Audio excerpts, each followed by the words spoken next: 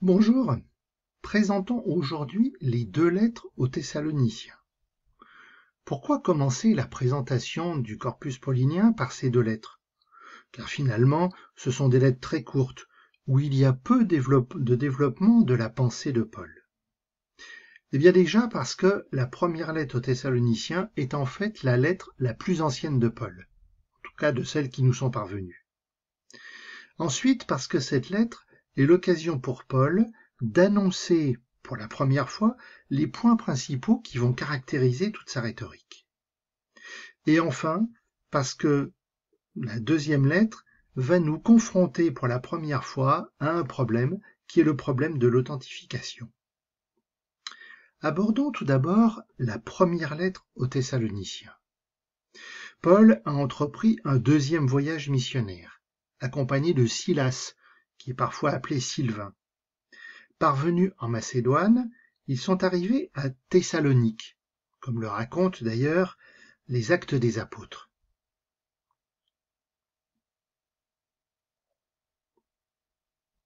Mais ce premier contact se déroule mal.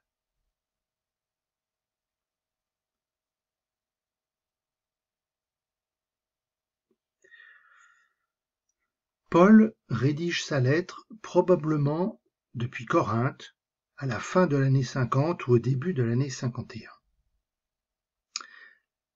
Dans une première lecture, la structure de la lettre peut nous sembler quelque peu fouillie. Dans 3 passages, Paul loue la communauté pour sa foi active et son espérance. S'intercalent 3 passages au cours desquels Paul va présenter davantage des éléments de sa pensée. Tout d'abord, un paragraphe sur l'action missionnaire de Paul lui-même, qui permet en quelque sorte de présenter, on pourrait dire, l'apôtre idéal. Ensuite, un passage sur la mission de Timothée. C'est dans ce passage que l'on va d'ailleurs apprendre le pourquoi de la lettre. Suite au départ précipité de Paul, Timothée a été envoyé vers la communauté de Thessalonique et il revient avec des questions. Enfin, un grand paragraphe sur la résurrection d'un mort, qui est d'ailleurs la pointe de la lettre. Paul répond à l'inquiétude de la communauté. Le jour du Seigneur tarde, des membres de la communauté sont morts. Vont-ils eux aussi ressusciter? La lettre commence par une salutation et s'achève par une exhortation, comme pratiquement toutes les lettres de Paul. À noter que les salutations sont triples, au nom de Paul, Sylvain, Silas et Timothée. Et d'ailleurs, à l'exception d'un bref passage en « je », toute la lettre est rédigée en « nous ». Mais le fait que Paul soit cité en premier pour le trio montre bien que c'est lui qui dirige la mission. Quels sont les thèmes principaux abordés dans la lettre? On peut en gros en retenir 3. Tout d'abord, la sollicitude que Paul montre aux communautés dont il est à l'origine. C'est dans un de ces passages d'ailleurs que Paul va pour la première fois énoncer la base d'une éthique particulière, une éthique alternative à la fois à la morale juive et à la sagesse grecque. On va parler de 3 nouvelles vertus, la foi, l'espérance et la charité. Le deuxième thème est la promotion d'un mode de vie impopulaire. À l'époque de Paul, Thessalonique, que l'on appelle aujourd'hui Salonique, est la ville romaine la plus importante de la région. Une population très variée, une ambiance religieuse qui est marquée par les cultes d'origine orientale, en particulier le culte à Isis, ainsi qu'une grande popularité pour les dieux que prient les marins. Dans cette atmosphère, la lettre laisse transparaître une communauté agitée, désorientée par les difficultés, et peut-être le désaveu de certains fidèles qui sont retournés à leurs anciennes croyances. Dans ce contexte, la vie en communauté chrétienne constitue, il faut bien le reconnaître, un déclenchement social probablement difficile à vivre. La troisième thématique, c'est la réponse aux questions de la communauté. En l'occurrence ici, le problème porte sur la résurrection des morts. Paul a proclamé un retour du Christ dans un délai très court, ce que lui-même attend. Or, certains membres de la communauté sont décédés.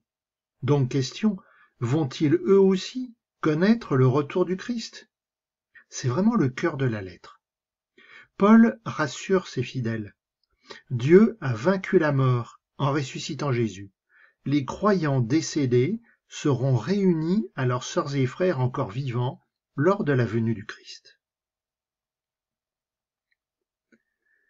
La deuxième lettre aux Thessaloniciens nous pose d'emblée des soucis. On va constater tout d'abord que de nombreux passages sont très ressemblants, voire carrément des copies de la première lettre. Mais on note toutefois de grandes différences de style littéraire. Bien que la salutation soit toujours de Paul, Sylvain et Timothée, le cœur de la lettre est cette fois écrit en « je ». Et surtout, la lettre va présenter un scénario de la fin des temps beaucoup plus complexe. Dans sa première lettre, Paul annonce une survenue brutale de la venue du Seigneur. La deuxième lettre va présenter au contraire un scénario beaucoup plus complexe, qui se rapproche de la littérature apocalyptique juive et également de l'Apocalypse de Jean. Révolte généralisée contre Dieu, persécution des croyants, survenue de l'impie, c'est-à-dire un traître venu de l'intérieur de la communauté, et enfin, venue glorieuse du Christ. Du coup, on a du mal à croire que Paul ait pu rédiger une deuxième lettre sans faire aucunement référence à la première, en changeant de perspective eschatologique, en utilisant un style beaucoup plus complexe, et surtout en insistant lourdement sur l'authentification à la fin de la lettre. L'expression « la salutation de ma main » se retrouve effectivement dans d'autres lettres, en particulier, par exemple, la première aux Corinthiens. Mais en aucun cas, Paul signe toutes ces lettres de cette façon. C'est pourquoi la grande majorité des spécialistes concluent à ce que l'on appelle une pseudépigraphie. Dans le jargon des spécialistes, ça veut dire une lettre écrite par quelqu'un, mais sous le nom d'un maître. Ici, on aurait la lettre d'un disciple de Paul qui, pour répondre aux inquiétudes croissantes de la communauté, développe en quelque sorte le scénario de la fin des temps. Alors bien évidemment, dans ces conditions, il devient difficile de dater la rédaction de cette lettre. Mais les points de convergence avec le livre de l'Apocalypse, par exemple, laissent supposer une écriture très tardive, probablement à la fin du 1er siècle, c'est-à-dire bien après la mort de Paul.